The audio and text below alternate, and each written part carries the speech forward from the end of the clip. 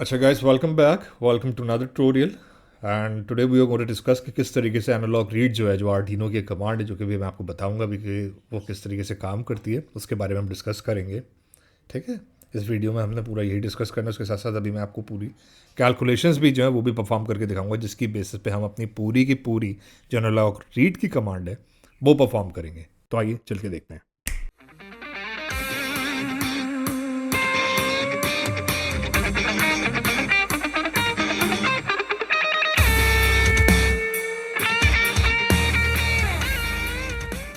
अच्छा, इस वक्त स्क्रीन में आपके सामने ना ये चीज़ें कुछ दिख रही हैं, जिसमें आप देखेंगे राइट साइड पे V is equals to volts, I is equals to amps, R is equals to ohms. ठीक है ना। अब ये क्या चीज़ें, ये मैं आपको पास में भी बता चुका हूँ। ये बेसिकली हमारे पास ओम्स लॉ है। ठीक है, ये हमारे पास ओम्स लॉ है।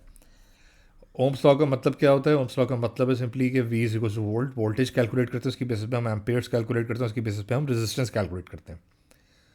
V जो है वो वोल्टेज को डिनोट करता है, I जो है वो एम्प्स को डिनोट करता है, R जो है ये डिनोट करता है कि हमारी कितनी रेजिस्टेंस है। और मैंने आपको स्टार्ट में बताया था कि उसका जो फॉर्मूला है that is V is equals to I R, यानी कि V is equals to I R, voltage is equals to amps multiply by resistance.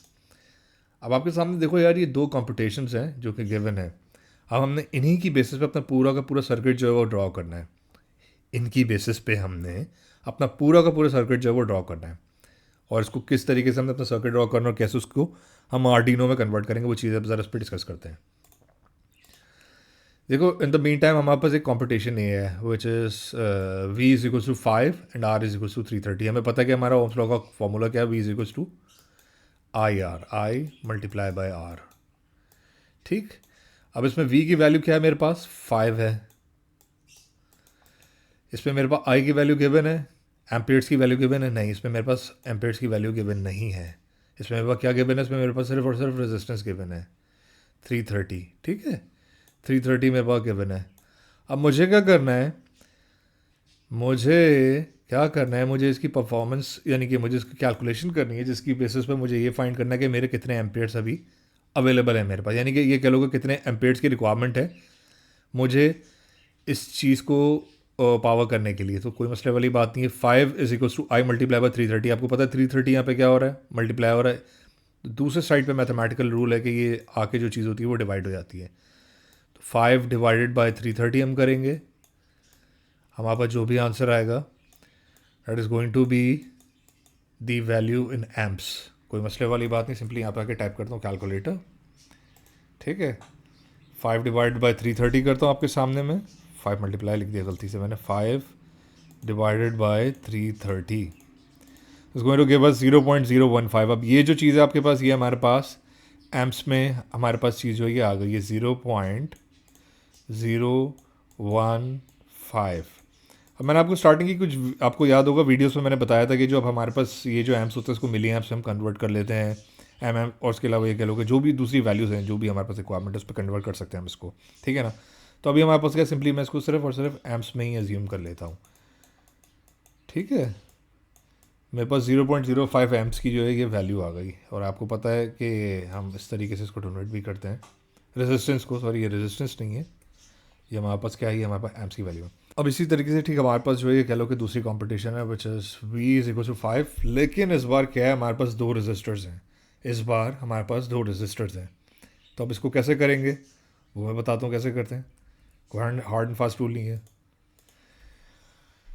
देखो, मुझे मेरी V की वैल्यू पता है क्या है। V की वैल्यू मेरे पास क्या है, 5। ठीक है, मुझे इसमें I नहीं पता, मुझे इसमें ये नहीं पता कि कितने मेरे पास एम्पेयर्स रिक्वायर्ड हैं। मुझे एम्पेयर्स फाइंड करने हैं इस चीज़ को कैलकुलेट करने के लिए। वोल्टेज मुझे पता है 5 है, लेकिन मुझे ये नहीं पता कि कितने एम्पेयर्स की रिक्वायरमेंट है। रेजिस्टेंस मेरे पास ये कह लो कि दो रेजिस्टर्स अवेलेबल हैं रेजिस्टेंस को कैलकुलेट करने के लिए। तो जब भी इस तरीके से आपके पास दो रेजिस्टर्स आते हैं ना, इक्वेशन में डालने के लिए आप इन दोनों को ऐड कर देते हैं। इक्वेशन में डालने के लिए आप इन दोनों को ऐड कर देते हैं। तो 330 प्लस 100। ठीक है, 330 प्लस 100। अब मुझे क्या करना है, ये देखें यहाँ पे ये जो चीज़ है ये आई मल्टीप्लाई बाय दो रेजिस्टर्स के साथ मल्टीप्लाई हो रही है ना। तो मैं क्या करता हूँ, यहाँ पे ये जो चीज़ मल्टीप्लाई हो रही है इसको मैं दूसरी साइड पे लेके आऊँगा तो ये डिवाइड हो जाएगी। लेकिन इससे पहले मैं इसको ऐड कर लेता हूँ। 5 is equals to I times bracket के अंदर दो वैल्यूज़ लिखी हुई हैं 330 प्लस 100, इन दोनों को ऐड करेंगे तो इट विल मेक 430, ठीक है ना, इट विल मेक 430। अब ये क्या हो रहा है, ये चीज़ यहाँ पर ये मल्टीप्लाई हो रही है, दूसरी साइड पे आके क्या हो जाएगी, ये डिवाइड हो जाएगी। 5 डिवाइडेड बाय 430 हम करते हैं। 5 यार टेढ़ा मेढ़ा लिख रहा है तो प्लीज़ इसको वाइट मारो। गलत चीज़ खोल ली, does not matter. 5 divide by 430 will give us 0.116, 0.0116। अब मुझे क्या करना है, मुझे इस वैल्यू को यहाँ पर आके लिख देना है सिंपली 0.0116। अब मुझे क्या हो गया, मेरे पास क्या चीज़ अवेलेबल हो गई, मेरे पास एम्पेयर्स अवेलेबल हो गए, मेरे पास एम्पेयर्स जो हैं वो अवेलेबल हो गए। अब सीन ये है कि जब हम तो सर्किट बनाएंगे ना, तो ये जो एम्पेयर जो हमें मिले हैं ये हमें दोनों रेजिस्टर्स के मिले हैं,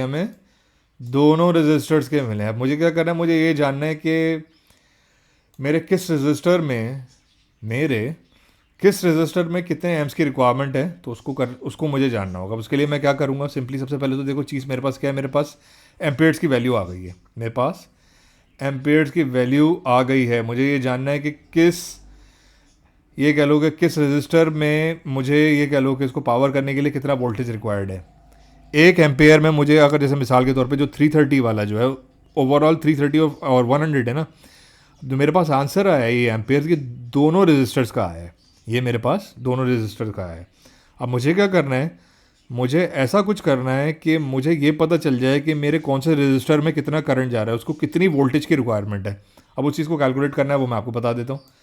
0.0116 मल्टीप्लाई बाय 330 मैं करूँगा, कोई ऐसे मसले वाली बात नहीं, सिंपली यहाँ पे आया 0.0116 मल्टीप्लाई बाय 330 करूँगा, मेरे पास आंसर आ गया 3.82। ये मेरे पास मेरे रजिस्टर ए की वैल्यू आ गई है कि रजिस्टर ए में इतनी वैल्यू आएगी, ठीक है ना। अब मुझे क्या करना है, 0.0116 को मल्टीप्लाई करना है 100 से, ठीक है। 100 से मैंने क्या करना है, इसे मल्टीप्लाई करना है, ताकि इसकी बेसिस पे मुझे ये पता चल जाएगा कि मेरे दूसरे रजिस्टर में कितने वोल्टेज की रिक्वायरमेंट है। तो कोई मसले वाली बात नहीं है, वही पुराना काम। 0.0116 multiply by 100 will give me 1.16। Slightly थोड़ा सा डिफरेंस होता है लेकिन खैर चलेगा। लेट्स जस्ट कंसिडर इट 3.84, ठीक है ना, 3.84 इसको कंसिडर कर लेते हैं। और मेरे पास दूसरा क्या है, 1.16, ठीक है। अब मैं दोनों को ऐड करता हूँ तो मेरे पास वैल्यू क्या हो जाएगी, 5 बन जाएगी। 1.16 प्लस 3.84, देखा मेरे पास 5 आ गया। तो उसमें इतना कोई ये कह लो कि इतनी कोई डिफरेंट चीज़ नहीं है। अब यही जो पूरी की पूरी चीज़ है, ये मैं आर्डिनो में आपको करके दिखाता हूँ कि आर्डिनो में इसको कैसे आप अप्लाई करेंगे हम। Just in case if you have any kind of question, so please feel free to reach me out as per your convenience. आप चाहे तो इस वीडियो के नीचे कमेंट करें, मेरे इंस्टाग्राम पे मुझे मैसेज करें, आप चाहें तो मुझे ईमेल कर सकते हैं। व्हाट्सएवर जो प्रेफर्ड मेथड आप उसके जरिए मुझे रीच करें। डिस्कॉर्ड की कम्युनिटी में आके आपने जो भी काम किया उसे शेयर करें, देख के अच्छा लगेगा कि आपकी क्या प्रोग्रेस है। Thank you for watching this video, may you have a great day.